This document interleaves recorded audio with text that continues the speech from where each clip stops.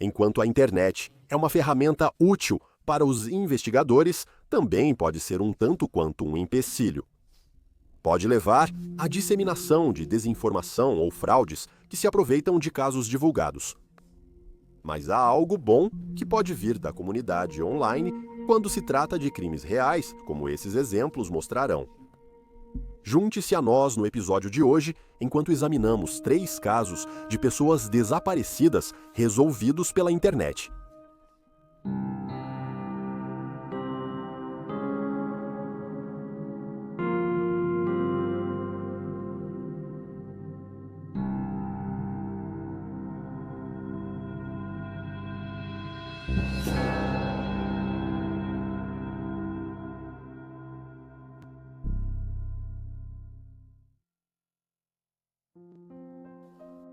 Francine Frost, uma esposa e mãe amorosa, tinha apenas 44 anos quando desapareceu após sair para uma mercearia na noite de 16 de fevereiro de 1981 em Tulsa, Oklahoma. Vicky Curl, filha de Francine, lembrou-se do dia em 1981, quando seu pai ligou e perguntou se ela havia falado com sua mãe. Vicky declarou: "Eu disse não, e perguntei por quê, e ele disse que ela não estava em casa e ele não sabia onde ela estava."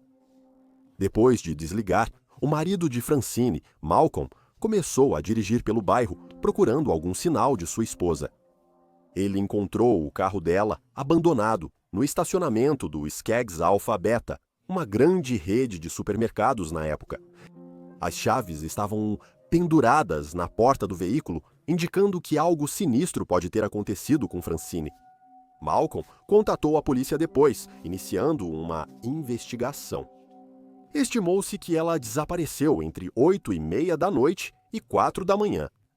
A família apareceu nas notícias naquela noite, apelando por testemunhas, com Vicky dizendo: "Se alguém a viu de alguma forma, queremos que venham à frente ou liguem e deixem qualquer pessoa saber qualquer coisa sobre isso que eles saibam." Qualquer notícia demoraria 2 anos para chegar. Em 1º de janeiro de 1983, um chamador anônimo informou à polícia que um corpo havia sido encontrado perto de Martin, Oklahoma, a 60 milhas de onde Francine foi vista pela última vez. O corpo foi recuperado em 5 de janeiro, mas não estava claro a quem os restos pertenciam. Eles foram rotulados como os de uma Jane Doe, e os investigadores não examinaram a possibilidade de que eles pudessem pertencer à mãe desaparecida, cuja família não sabia nada sobre a descoberta. A causa da morte de Jane Doe foi estabelecida como um ferimento de bala na parte de trás da cabeça. Por anos, não houve mais avanços no caso. Não foi até 2014 que finalmente veio um avanço, quando o notável artista forense Carl Koppelman, que ajudou a identificar pessoas como Tammy Alexander, anteriormente conhecida como Kelly Doe, se deparou com o caso de Jane Doe no banco de dados National Missing and Unidentified Persons System. Ele notou a saia de Danny e a cinta branca listadas na descrição, e que eram iguais às roupas que Francine usava quando foi vista pela última vez. Carl notificou as autoridades e postou sua suspeita no Web Sleuths, onde o neto de Francine a descobriu enquanto investigava o mistério do desaparecimento de sua avó. O neto, Corey, entrou em contato com o médico legista do caso e forneceu o DNA. Isso levou as autoridades a exumar os restos mortais de Jane Doe para coletar seu DNA. Ela foi identificada em agosto de 2016 como Francine Frost. Registros dentários confirmaram a correspondência. Após 35 anos, Francine finalmente foi identificada. Seus entes queridos finalmente puderam lhe dar um enterro digno e vivenciar plenamente o luto. Infelizmente, apesar deste grande avanço, não houve novas pistas no caso desde então, e o assassinato de Francine ainda está sem solução. Após a identificação de seu corpo, a família de Francine propôs a Lei de Francine, um projeto de lei que exigiria que as agências no estado de Oklahoma inserissem os dados de pessoas desaparecidas e não identificadas no sistema NAMIUS dentro de 30 dias após seu último contato ou descoberta, facilitando as comparações e correspondências a serem feitas. O projeto de lei foi aprovado.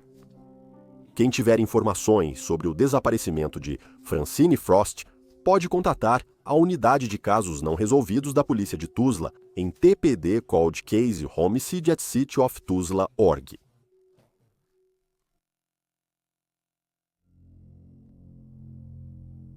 Susan Rainwater. Na manhã de 9 de agosto de 2018, Susan Rainwater, de 63 anos, acordou seu marido, Al, com uma caneca fresca de café, como parte da mesma rotina que tinham há décadas. O casal estava casado há 30 anos e morava na área de Eatonville, no estado de Washington. Após beijar Al em despedida, ela saiu para um passeio de bicicleta de 30 minutos. Mas Susan nunca voltou para casa e Al nunca mais viu sua esposa viva novamente. Conforme os minutos e as horas passavam, Al saiu para procurar sua esposa. Ele achou o corpo dela numa vala, com a bicicleta amassada à beira da estrada. Ela estava pedalando pela rota 60 milhas ao sul de Seattle, quando foi atingida e morta por um motorista desconhecido que prontamente fugiu do local. Sem testemunhas, a polícia tinha muito pouco para se basear. A maior evidência recuperada do local foi um estranho pedaço de plástico preto que se presumia ter se quebrado do veículo quando colidiu com Susan. Um dos policiais rodoviários que respondeu à cena postou uma imagem do pedaço de plástico pedindo ajuda para identificá-lo. Sua única característica era um pequeno entalhe em forma de U em um dos lados. Infelizmente, não houve respostas do público do Twitter, então, no dia seguinte, um usuário do Reddit repostou a imagem e as informações no subreddit r/o que é essa coisa, na esperança de que isso levasse a uma pista no caso. Foi aí que o usuário Jeff Nuts entrou em cena. Ele revelou que o pedaço de plástico veio do aro do farol de uma caminhonete Chevrolet dos finais dos anos 1980. Ele até postou uma imagem útil da peça do carro junto com sua resposta, afirmando que o entalhe distintivo era para acessar o parafuso de ajuste do farol nesses veículos. Jeff Nuts, inspetor de veículos estadual, dedicou tempo estudando faróis de carros. Inicialmente, pensou ser um Dodge do final dos anos 80, mas uma imagem de uma Ram de 1988 o levou a uma Chevy do mesmo ano, tendo sorte na identificação. Essa informação ajudou muito os investigadores que prenderam um suspeito no caso de Susan cerca de uma semana depois. No início, eles analisaram as filmagens de vigilância, mas uma denúncia anônima foi decisiva. Trecho da declaração. Usuários do Reddit identificam peça quebrada, de carro fotografada, como faróis de um caminhão Chevy, de meados dos anos 80. Uma dica anônima local confirma e levou à prisão do motorista de um Chevy K10 de 1986. O veículo ainda apresentava danos no canto frontal, de onde havia atingido o senhor de 63 anos. O assassino de Susan foi identificado como Jeremy Simon, um homem de 37 anos de Roy, Washington. Ele foi acusado de homicídio veicular, atropelamento e fuga, resultando em morte e posse ilegal de substância controlada. Ele se declarou inocente e sua fiança foi estabelecida em $750 mil. Seu advogado alegou que ele adormeceu ao volante e saiu da sua faixa. No começo, ele achou que tinha batido em uma caixa de correio, mas fugiu do local ao notar a bicicleta amassada, pois não queria ver um corpo sem vida.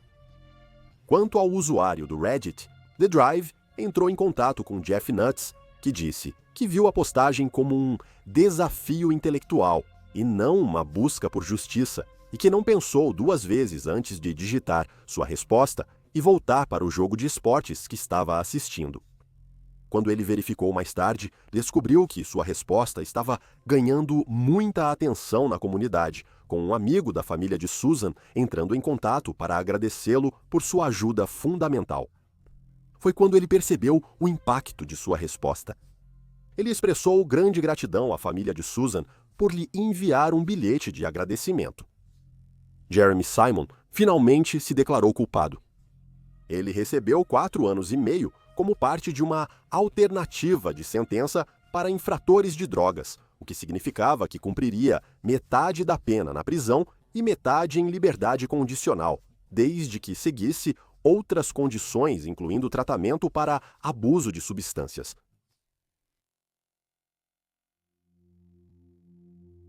Abraham Shakespeare.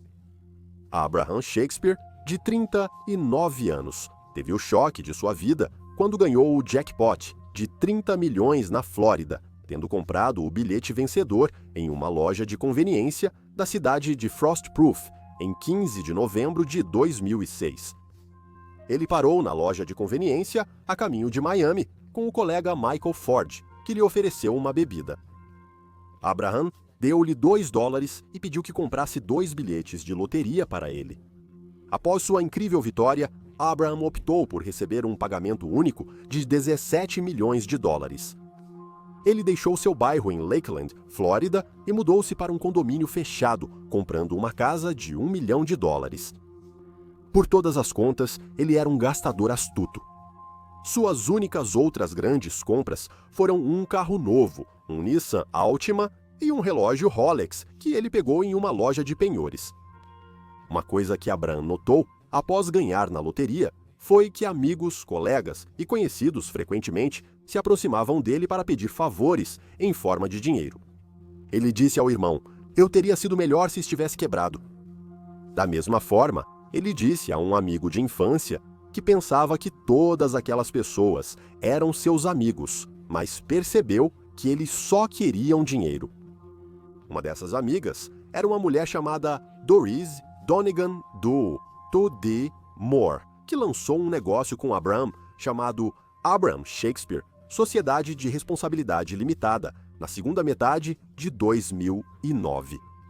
Ela se deu controle total dos fundos da empresa e retirou $1 milhão e comprou vários veículos de luxo antes de tirar férias. Posteriormente, ela afirmou que o dinheiro foi um presente de seu sócio. Abraham foi dado como desaparecido em 9 de novembro de 2009, meses depois de falar pela última vez com a família em abril, 3 anos após ganhar na loteria. Seus entes queridos demoraram para registrar um boletim de ocorrência, porque acreditavam que ele tivesse levado seu dinheiro e estivesse vivendo no Caribe.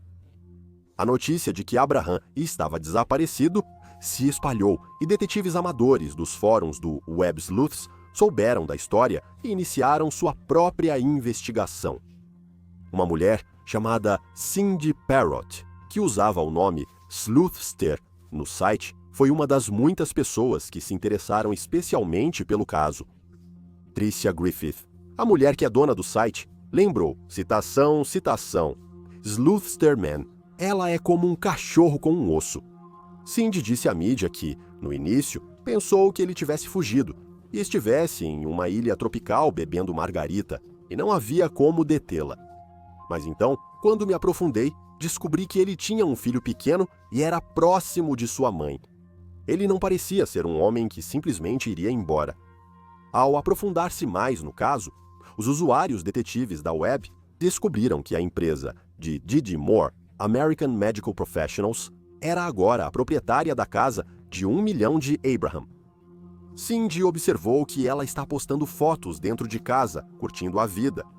Isso começou a levantar suspeitas, e realmente começamos a focar em D.D. Moore nesse ponto.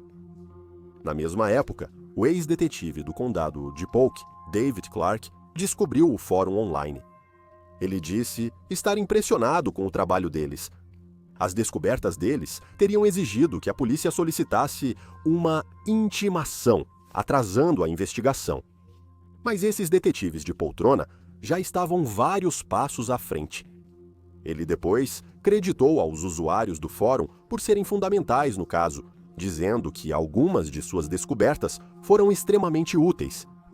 Não demorou muito, D.D. Moore começou a postar no fórum. Ela disse estar em contato com Abraham e negou envolvimento em seu desaparecimento.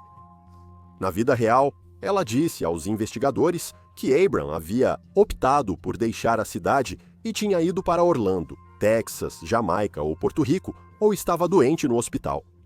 Ela também disse que ele reclamava das pessoas sempre pedindo dinheiro e que ela o ajudou a deixar a cidade.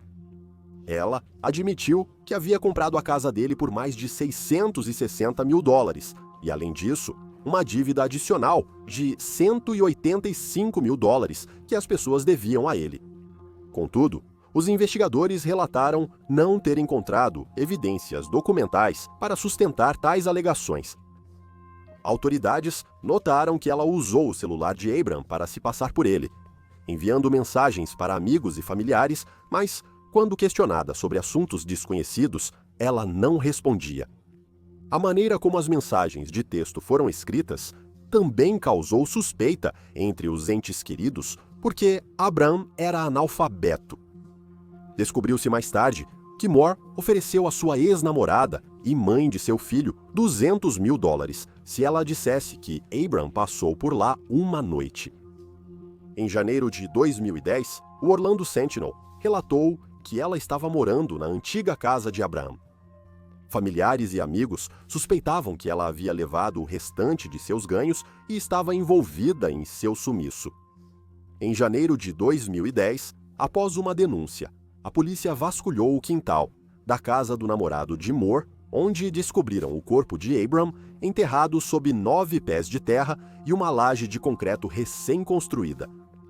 Ele tinha apenas 42 anos quando foi assassinado.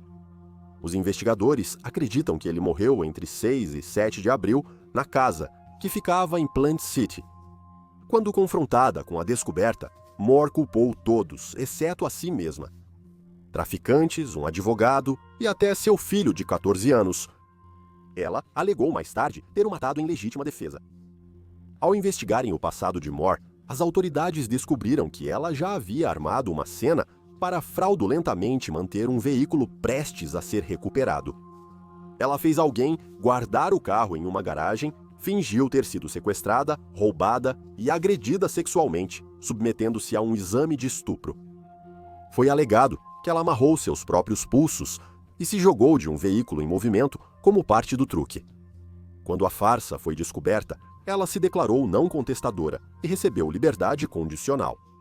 Moore foi presa em 2 de fevereiro de 2010, relacionada ao assassinato, com fiança estabelecida em $1 milhão. A polícia descobriu que ela tentou persuadir um conhecido a desenterrar e mover o corpo cerca de uma semana depois do crime. Ela foi acusada de homicídio em primeiro grau em 19 de fevereiro de 2010. Em 10 de dezembro de 2012, Moore foi condenada e sentenciada à prisão perpétua, sem possibilidade de liberdade condicional. Ela também recebeu uma pena mínima de 25 anos por possuir uma arma durante a prática de um crime violento. Em 2023, Moore voltou a ser notícia quando começou a pedir um novo julgamento, alegando que seu advogado original cometeu erros e não apresentou defesa. Apesar de ter escrito uma nota de desculpas para a família de Abram após sua condenação, na qual ela disse: "Eu lamento minhas ações", ela agora afirma que é inocente. Ela afirma que evidências de DNA que poderiam tê-la inocentado nunca foram apresentadas no julgamento. Ela apontou o dedo para Greg Smith, uma testemunha-chave que depôs em seu julgamento e alegou que Abraham estava tendo um caso com sua esposa e, portanto, ele tinha um motivo mais forte para assassiná-lo. Ela disse que uma testemunha poderia confirmar sua versão. No entanto, ela descobriu que essa suposta testemunha havia falecido. O juiz, no final das contas, negou seu pedido de um novo julgamento. E aí você tem os fatos. Deixe seu comentário abaixo com suas opiniões e reações. Curta o vídeo e inscreva-se para apoiar o canal. Obrigado por assistir, fique alerta, fique seguro e nos vemos na próxima vez.